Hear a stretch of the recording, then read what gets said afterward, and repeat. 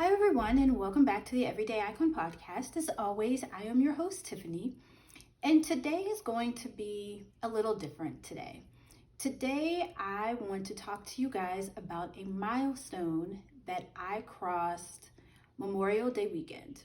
And that milestone is 10 years ago, around Memorial Day weekend, I moved and relocated to Charlotte, North Carolina from Pittsburgh, Pennsylvania.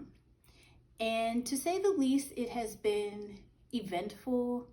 It has been a stage of rebuilding, a stage of resilience, a stage of building my faith, and all of the things. And today I wanted to share what it is like, because I know there are a lot of people out there who have thought about relocating and moving, and most of the time, people have safety nets, well, so to speak. So they move because they have a job, or they move because of a relationship, or anything other have you. Well, I'm here to tell you I had none of that.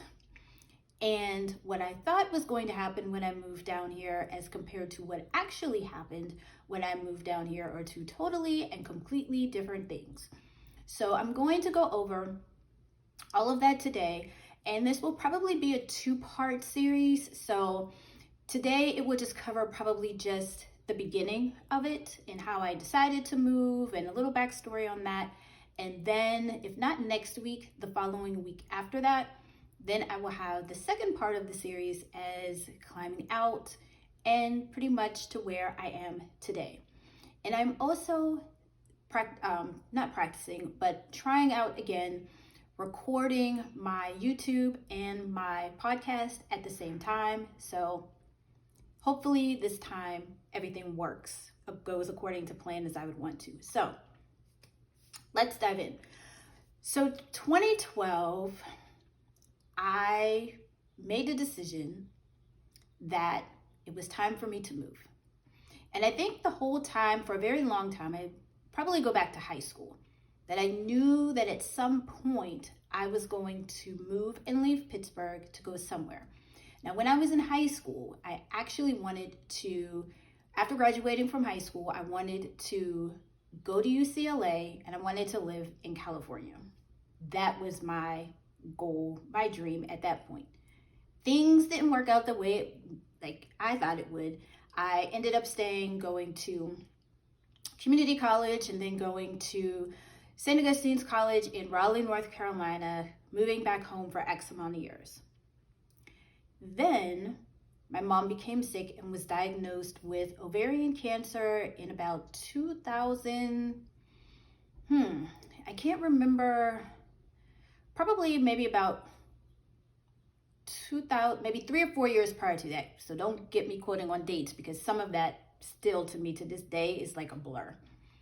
So after my mom passed in April of 2011, I ended up getting going back to work, because I had ended up not working for some time to help take care of her, and then started to work. Well, the job that I was at, thank goodness, I wasn't doing well. And if you've ever worked at the schools that you had to pay to for-profit schools, that's where I worked at the time. The great thing about this job is that they paid you out. So if you weren't doing well to a certain extent, and they would give you the option to leave. And in this option to leave, they gave you sort of like a severance payout, and they would not contest your unemployment. So that's when I got the idea of, through that whole time, it was like, you know what? I think I'm going to move. And this is how I came to that decision. It was a year to the day that my mom had passed. I was in my bedroom, and for some reason, I think I was watching the stories and it was raining. And I just remember having this out of the blue conversation with God. And he literally told me, he said, whatever it is you want, you have to come for it. And I was like, okay. And he told me where to go. And I was so excited and so happy. I was like, finally, I get to move. But at the same time, I had just purchased a house. I had been in the house a few years. And I'm like, okay, so what am I going to do with this house? I end up going over the next day, talking to my dad, because at this point I wasn't working. I had left my past job. So I went the next day, went over to my dad, and I said, hey, I think I've made the decision. I'm just going to go ahead and move to Charlotte. At the time, my dad was washing dishes. He stopped washing dishes, turned around, and he said, well, Tiff, it's something that you've always wanted to do.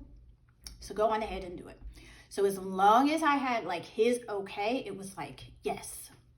So I had already been down here a couple times. So I had ended up going and looking for a place. I found a place, filled out the application, had started the paperwork for my unemployment to come through. Plus they gave me a severance. So I had that as well. But then I had this house.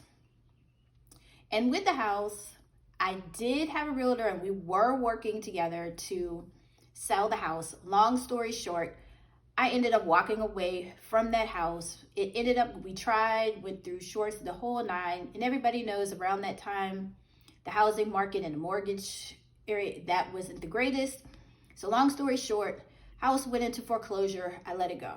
And sometimes you do have to let certain things go. So letting go of a house that I had purchased and all this other stuff, it wasn't hard. It was easy because I was doing what God told me to do. And in my mind, when I was doing it, I said, when I get down here, I'm going to have to get the job I want. I'm going to find a man that I want and get married and have all this stuff in about a year. Well, that didn't work the way it was supposed to work out. So a few days before I was supposed to leave, I still hadn't received notification of my unemployment. So I called the unemployment office and they say,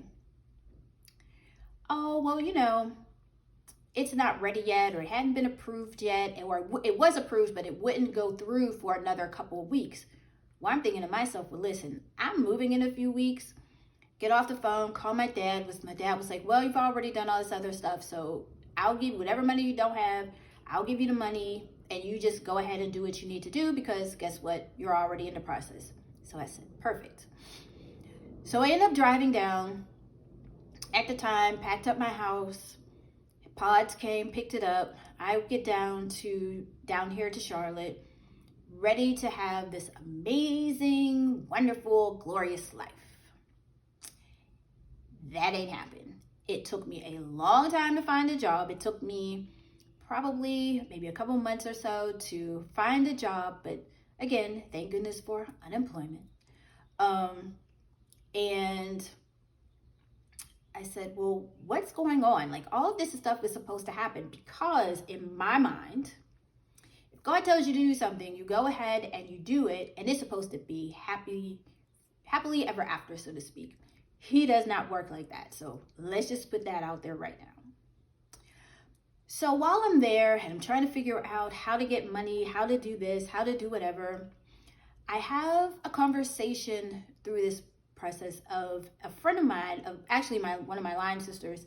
She talked about how, well, Tiffany, to bring in extra money, have you thought about being a consultant because your background is in marketing? No. Hadn't thought about that. That wasn't even the forefront of my mind. But we'll come around to that a little later on of how that has morphed into something of its own too. So I finally get a job. Things are going okay. Things are going well. Until October-ish, about that. I started to have symptoms. My arm would become numb. I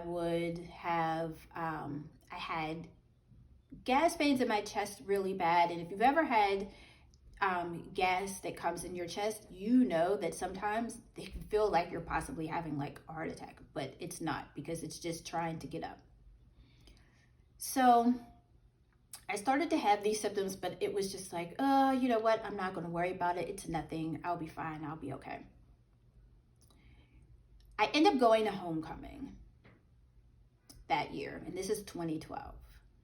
I end up going to homecoming, and I remember being there, happy, excited, because I can go hang out with friends, people I hadn't seen in a long time.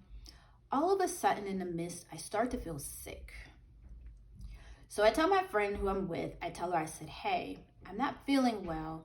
So I'm going to go back over to where we were. I'm going to go sit down. And she was like, all right, cool, fine, great. I put one foot in front of the other and I passed out. It went completely black. And all I could hear people say is, give her room, give her space to breathe, give her some orange juice. Her sugar's probably low, blah, blah, blah, blah, blah. Everybody's like, are you okay? I was like, yeah, I'm fine, I'm good. There was a paramedic there. We went over there. He said, they have you do things like smile and things like that to make sure that you're not having a possible stroke or anything. So I knew it wasn't my sugar, and I don't think it was that either, because I had went to the doctors prior to. What I did not know, that these were actual symptoms of anxiety. At the time, I did not know. And how I saw anxiety to be and things starting to come up was not that at all. I didn't know that there were symptoms before the actual attack itself, which comes later on. So another friend, she came over, picked me up, drove my car back. I ended up not finishing homecoming at all, but I ended up getting up Sunday morning. I was fine and ended up driving back here to Charlotte because I was in Raleigh at the time. Fast forward to the week before Thanksgiving, November 2012. I was at work, I remember, because I was working at Wells Fargo, down the street from where I live in a call center. And I remember I felt as if I had to get out. And if you ever had an anxiety attack, or if you suffer from anxiety in any shape or form, it's almost as if like sometimes you have to get out, you have to leave. It's like, I have to get out of here, but you don't know why, but your body is telling you, it's like, no, you have to go, you have to go, you have to go. So I end up leaving after work because by this point it was time to get off. I drive home and my heart's starting to go a little bit faster than what it probably should be going. But I don't think anything of it. It's like, you know what? I'll just walk it off. I'll be fine. I'll be okay. I get home and I kind of sort of like still start to feel this way. So I start pacing back and forth in my apartment. So I start going down the hallway, pacing back and forth to calm myself down, but not knowing exactly why what is actually wrong with me. So the next day, as I'm getting ready to go to work, I said, you know what, let me get something to eat. I go to my kitchen. I go to make an English muffin and bacon. And all I remember is it was like my body sort of just, whatever feelings that I had pent up over the past X amount of years, it all came up and it all came out. And that is very frightening. So you have to remember, by this point, I don't know anybody. I'm scared out of my mind because I don't know what's going on. I called the leasing office. Unfortunately, they can't take you anywhere. I was in no way, shape, or form able to drive. So they were nice enough and they called the paramedics. The paramedics came. They asked me if I could walk down the steps. I was like, yes. I get down the steps. I get into the ambulance and I go to the ER. And the paramedic's like, well, you're not having a heart attack, so it's safe to say you're having an anxiety attack, which was good, but it's still frightening at the same time because I've seen people have anxiety attacks. I've seen like my mom have them, but I never experienced for myself. So I know what they look like from the outside, but I don't know what they look like from the inside. So I get to the ER, I'm walking around. I end up calling my dad on the phone. And as I'm talking on the phone, they have put an IV in me with some of the best medicine you could ever imagine at that time because it literally just leveled me out. And on the phone, we're literally having a conversation with my dad about my mom and her symptoms and what she would have when she had anxiety and when she would have anxiety attacks. And he was like, yeah, you'll get some medication, blah, blah, blah, blah, blah. This, that, and the third to help you deal with it. Plus, my mom had been through therapy and different things like that to kind of help her with all of that and things of that nature. Remember, this is my first time experiencing this, and I'm like 500 miles away from home.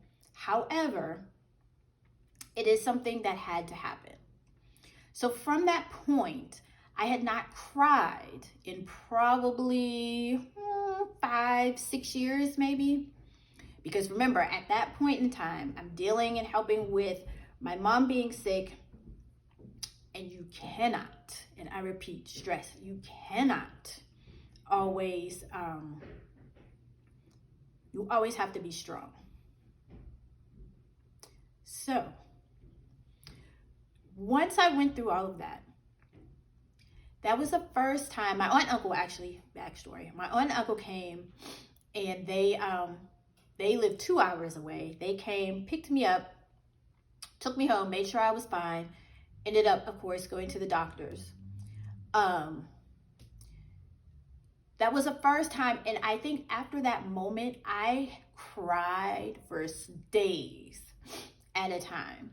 And that was the first time I had cried in so long that everything started coming up. I hadn't dealt with my mom's passing, even though, as crazy as this may sound to some people, I was very grateful and they're very thankful that she did, because she wasn't in pain anymore.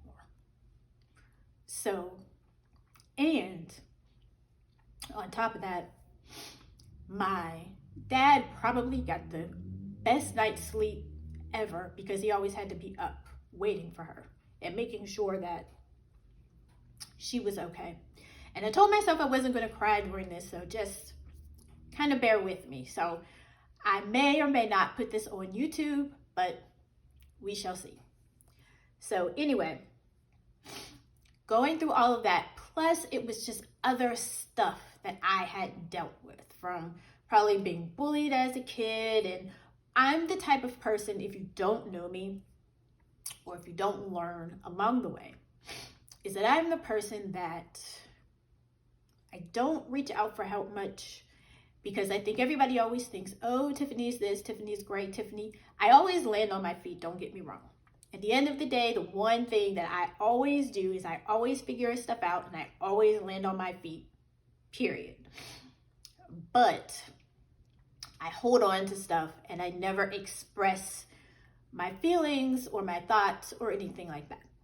But that also comes from, which is one of the reasons why I probably struggle with showing up on camera and things like that, is, and as far as being an entrepreneur is because it always feels like nobody listens to what I say. So if I sometimes have to talk over people and do this and that, but at some point I just become very quiet, because it's like, okay, nobody wants to hear what you have to say, so just be quiet. So all of that stuff had to come up.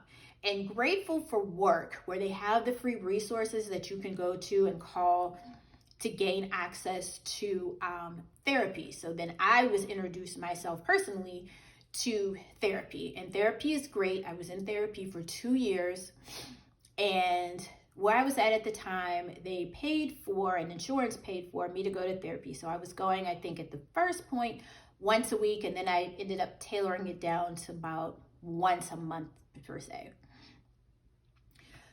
So going through therapy helped me bring up a lot of things that were inside. My fears, me being scared, me wondering, is everything going to work out? Why isn't everything working out? But when I looked at it a little bit, I started to see some things were working out, but you just don't know it at the time. So for example, I didn't have a car payment, because my car I gave to my sister for her to trade in for her car. She gave me her old car that she was keeping. And then after we got rid of that car, well, my dad had 2 cars. After my mom passed, I got my dad's car, which was already paid for. He had my mom's car. And then when something happened to that car, when I got down here to Charlotte, went home, my dad had got another car, so forth and so forth. Listen, it's those small things that you really don't think about. Those were the small things that were actually working out for me. So when I tell you guys, I haven't had a car payment in a long time, but I've had several cars, that is exactly what I mean, because God blessed me with a great dad, great parents altogether.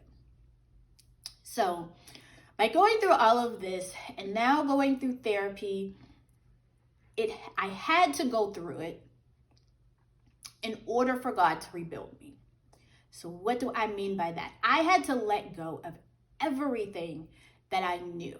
I had to let go of who I thought I was going to be, what I thought was going to happen, who I used to be. And he had to pull me away from everything in order to build me and mold me to who I am right now. And by no means has this been an easy process whatsoever. I have been through several jobs up to it seemed like every time I turned around, I was being let go from jobs, but they would always seem to get me to the next point.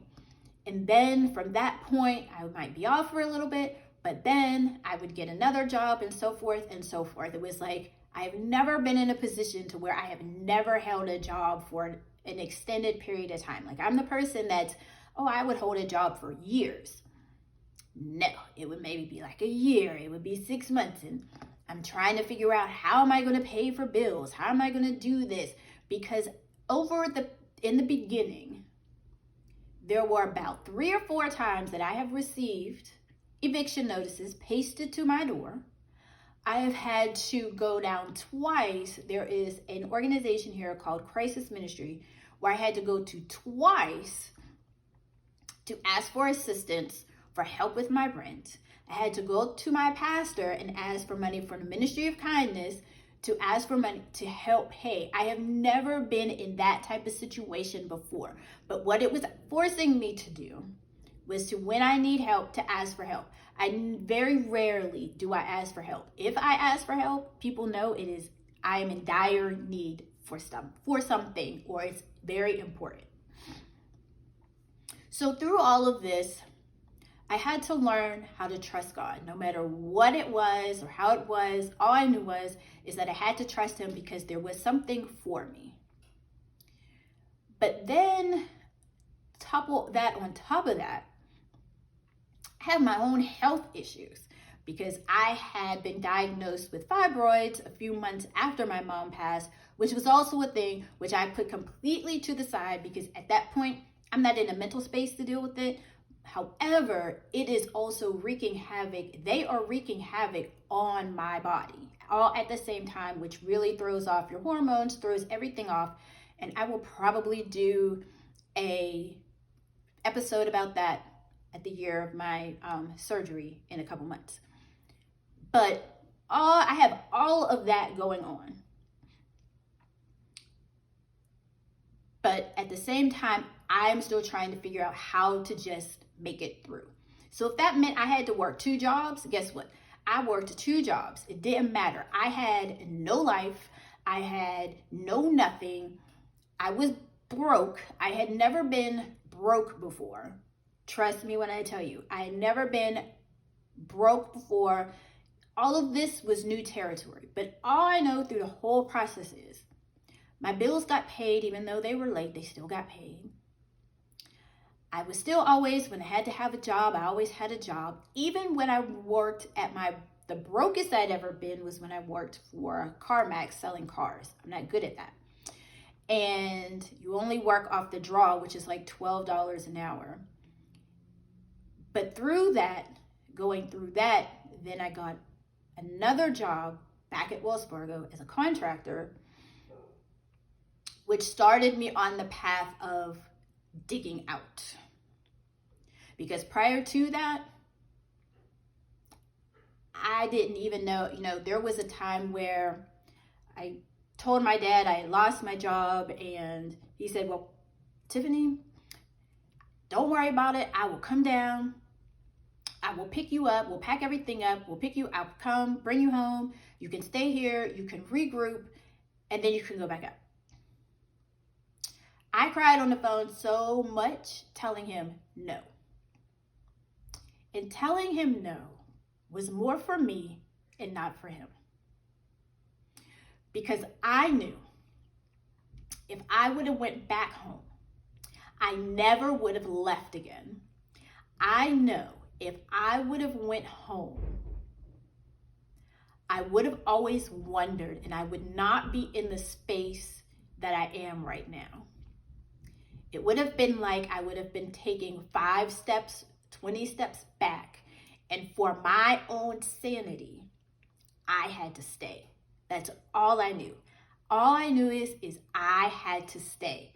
Now, how that looked and what that looked like wasn't for sure. Did it get worse after that? Yes. But all I knew is that I had to stay here and see this all the way through. And I am so glad that I did. I learned that I am a hell of a lot stronger than what I think I am or what I thought I was, even though other people saw it. I had people, had friends, had cousins, had friends who told me that they were proud of me for doing what I did, because there are a lot of people that have always wanted to do this, but never had the courage to do it, or somehow talked out of it from doing this and that. But I knew for my own sanity and well-being, I could not go back. And it's strange because people today, some people will ask from time to time, well, would you go back now? And I always remember something a friend told me, Tiffany, do not ever come back here if you're going to do the same thing that you're doing there now. Because you have to come back here for an opportunity that is worth your while and worth coming back to. And then I have another friend who lives out in LA who I had always asked her, would she consider moving back to where she's from? And she was like, no, I have to figure it out. So it was always these things of, no, you need to stay. So I stayed, and I am so glad that I actually stayed. And this is where, through all of this stuff, this is where I had this thing placed in my heart, placed in whatever, to start a business. And the only thing that it was the only thing that was placed on me was help women look and feel their best. Had no idea what that meant. Had no idea how that would look. It's been through a lot of different renditions. It's never really gotten off the ground. It's been on a hamster wheel of starting and stopping. And because I was always in this survival mode. And if you've never been in survival mode, it's very hard to also get out of survival mode. However, now it's for the first time in a long time that I'm kind of no longer in survival mode. So I am going to end here, and I am going to take a break because this was like kind of a lot, even though I was trying not to cry. I did good for myself, so I'm proud of myself, but I'm going to take a break here and pause, and then I will pick this up again either next week, or if not next week, the week after next, to talk to you about what it was like from the time I got the new job at Wells Fargo up to kind of like today, and where I'm at today and where I plan on going and moving forward.